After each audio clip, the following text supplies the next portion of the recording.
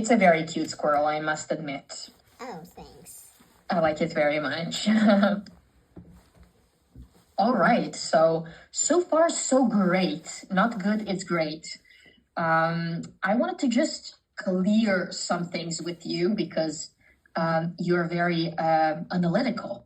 So we just learned that subconscious is like a hidden underground mind that influences your thoughts, behaviors, and fears without you choosing it. So the effect of that is it shows deeper psychological analysis. So tell me, do you think that Snape subconsciously reveals some parts of his personality through his tone, even though he tries to hide it?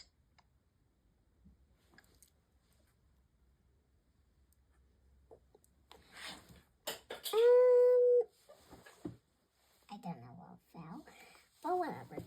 I think sometimes, like, if you mean in, like, the whole series, I would kind of see, because, like, in one of the series, series 4, where they meet Cedric in the movie. I didn't watch, Harry Potter and the Goblet of Fire yet. I'm currently reading Harry Potter and the Chamber of Secrets, which I also watched with the movie, by the way. And already, in series 4, I can literally see how Snape's kind of trying to protect him, because, like, when someone tried to, like, make him to, get, like, sign up in the contest.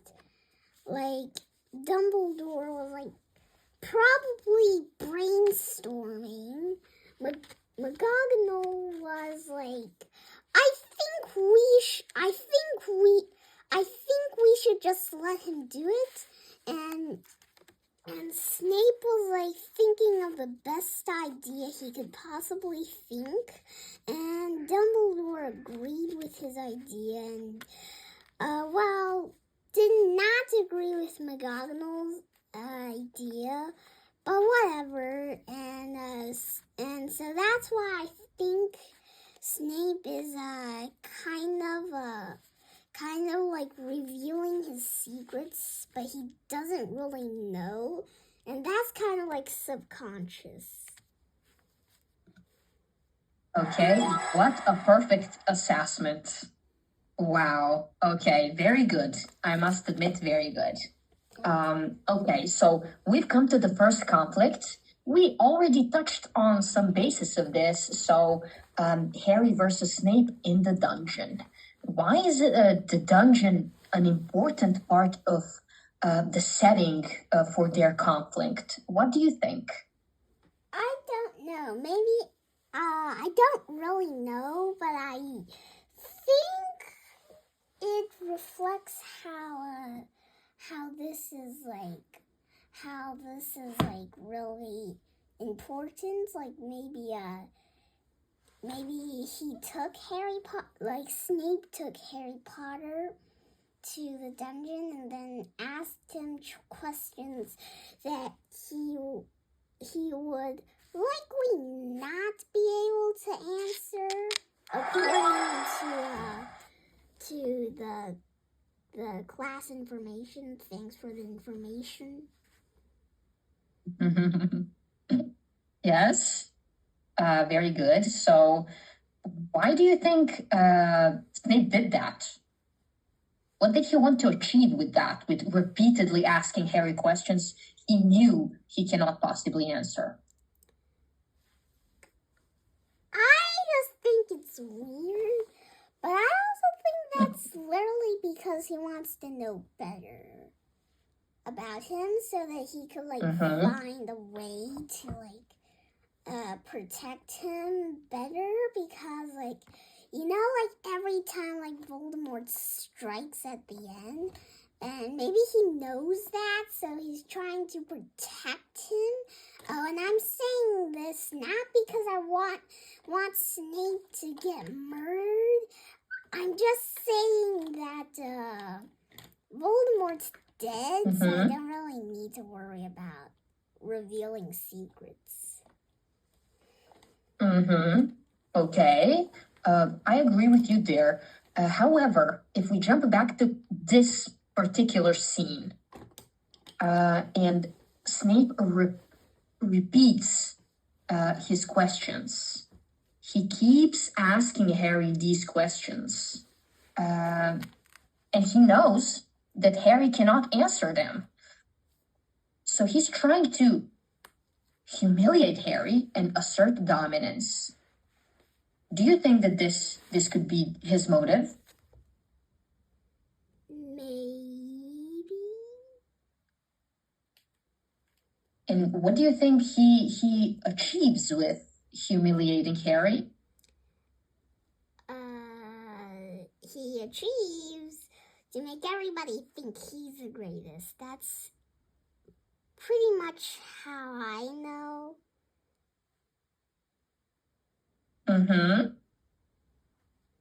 What is going on? Yes.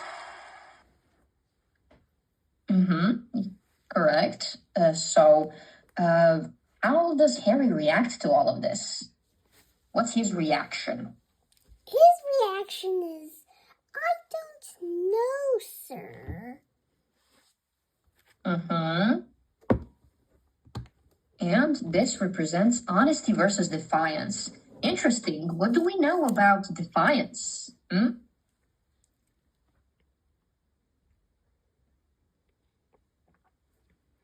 Defiant is like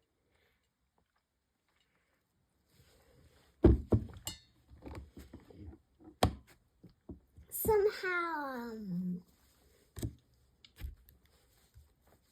okay. I think maybe defiance is like trying to dominate or something. So, defiance is how we defy something. For example, look at this. I won't do what you tell me to do. Oh. I'm defying. That is the sign of defiance. So defiance literally means refusing to obey, resisting rules, or standing up against someone who has some kind of authority, So that is defiance. So Harry is showing some sort of defiance here. Do you agree? Okay. And he's being honest too, which is very Harry-like to be. He's a very honest person. Do you think Harry is a very honest character? Yeah, I guess. Even though he sneaks out at 12 o'clock sometimes. Yes, very good. Okay. I can't click on this, wait. I don't know. Oh, okay. Okay, I can. So we have some vocabulary application task here. So we have two words that we learned, snarled or billowing. You can choose one. Can you tell me, using one of these two words, how would you describe Snape's presence and movement in this particular scene? He's like billowing. Yes, let's elaborate on that. Look at his stance, his posture, his robes. Yeah, I guess.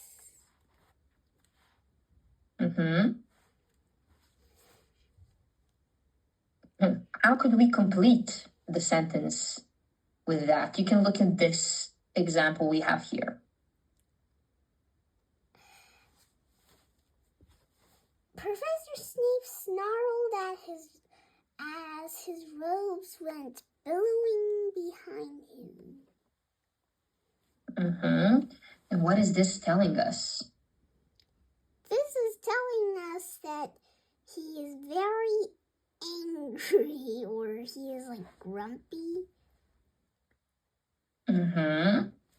And does this have some sort of element of mystery to it? What do you think? Maybe, or maybe Snarled is kind of like he's like very busy. Oh, and by the way, the billowing thing, so I figured billowing, his robes were billowing means that his robes were like flying. So I drew that. Yes, exactly.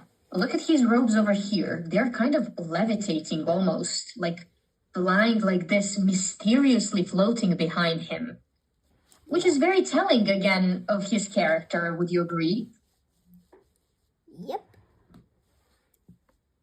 All right. Okay, let's move on. Let's move past this.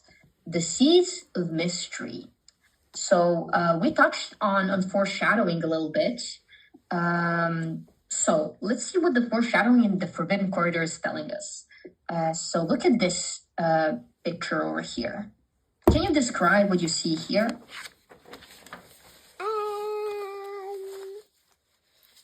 Spooky, scary, dark.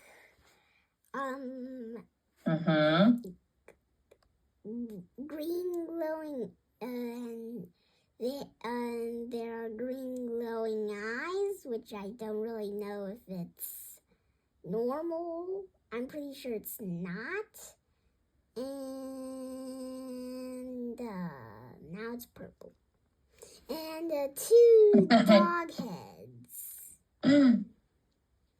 Very good. And tell me, these creatures that you just circled, where are they?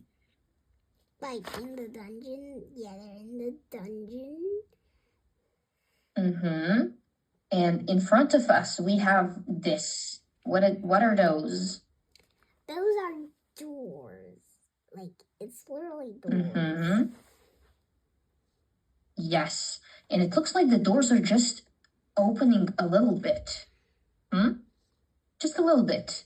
Yeah, just a little bit. And is that enough for us to see what is behind the doors? That's enough to see what is behind the doors in front of us.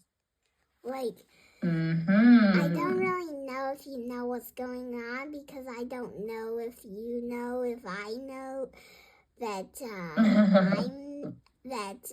we are literally seeing everything that is facing us, so we can't get access to things that are like behind. Like maybe there's like a body.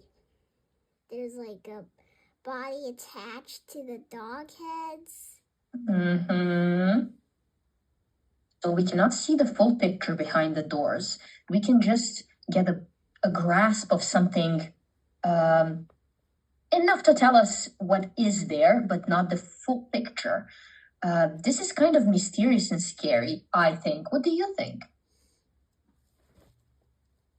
I think it's kind of like mysterious, or I think it at least can be described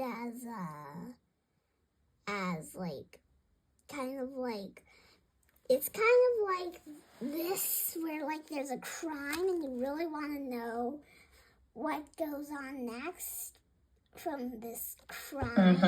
So it's kind of like you want to know what's going on, and that is my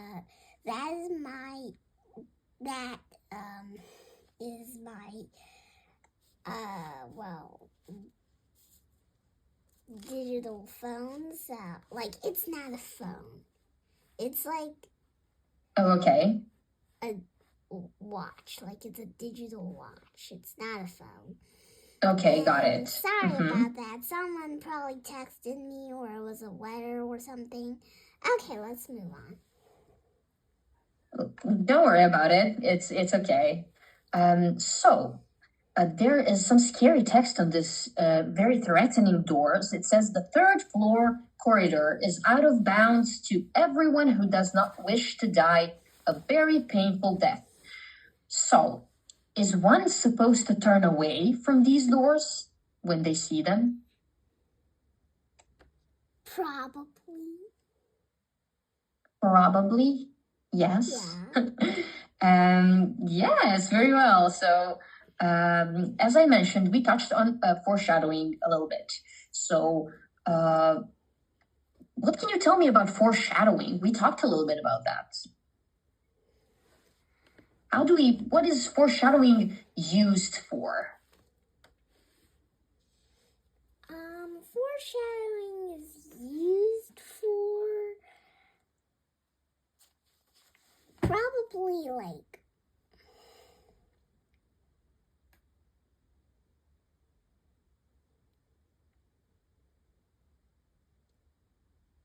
What does it tell us? Think of it that way. so it tells us that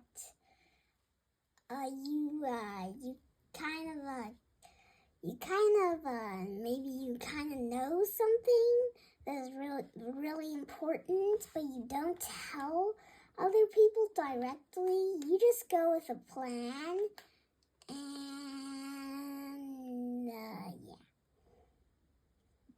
Okay, that's it. So we get a little information from our narrator, from our writer of the book, just a little bit, so we can maybe insinuate the happenings later on. Very well. We actually covered that part, so we'll not be doing a lot of that. Now let's focus on this prediction task. So we have the word lest here. So let's try and use the word lest from lesson 1 to make a prediction. You can use this example to help you. They must. So how would you? Corridor lest they. Okay.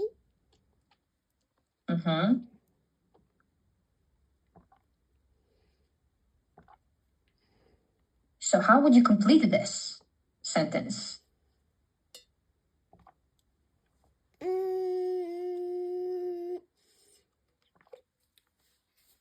I think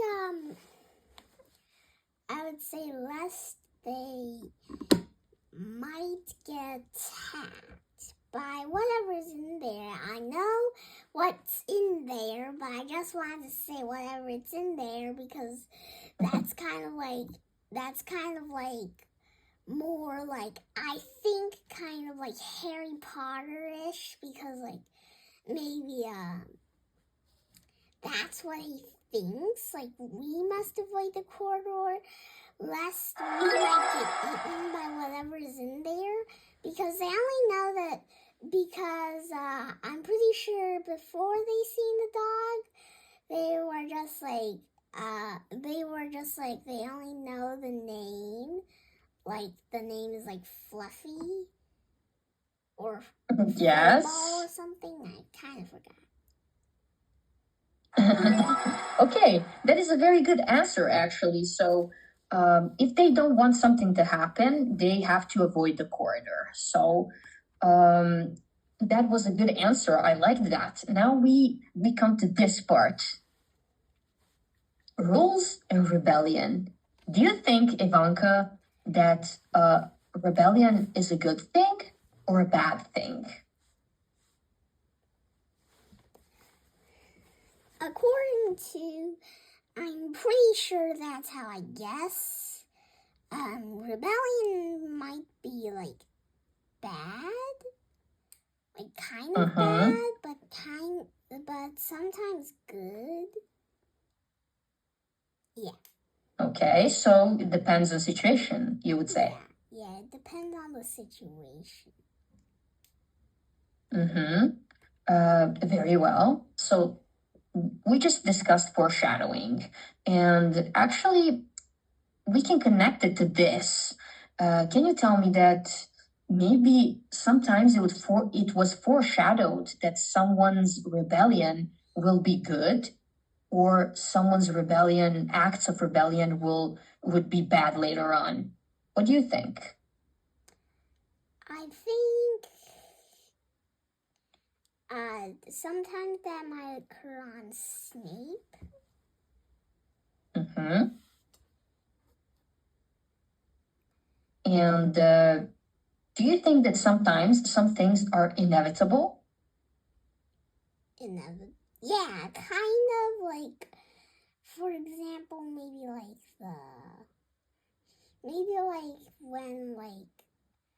when they might know that Harry Potter, maybe like Harry, I don't know why I'm still mentioning the Harry Potter and the Goblet of Fire, but It's okay. So Harry Potter inevitably have to go and compete. Has to? Have to compete as to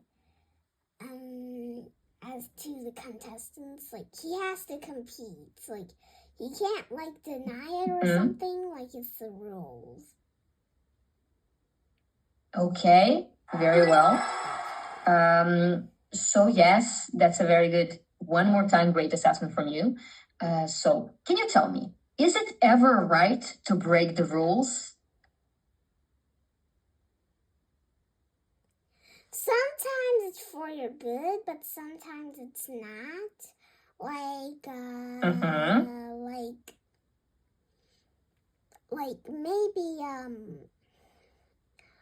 Maybe I don't know about the wizarding world, but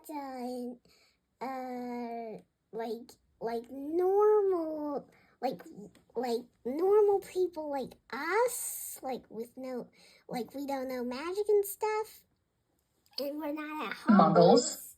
Yeah, muggles, and I just think maybe calling us muggles might be too rude. So, True. maybe, like, cutting off someone's arm might be a little bit too violent, or killing people, but, sometimes they do that in Harry Potter, and that's just really sad. And, oh, by the way, what I mean is that only bad guys do that, and that's kind of like rebellion, right? Well, good assessment once more. Rebellion is basically going against the rules. And sometimes we break the rules to do something good.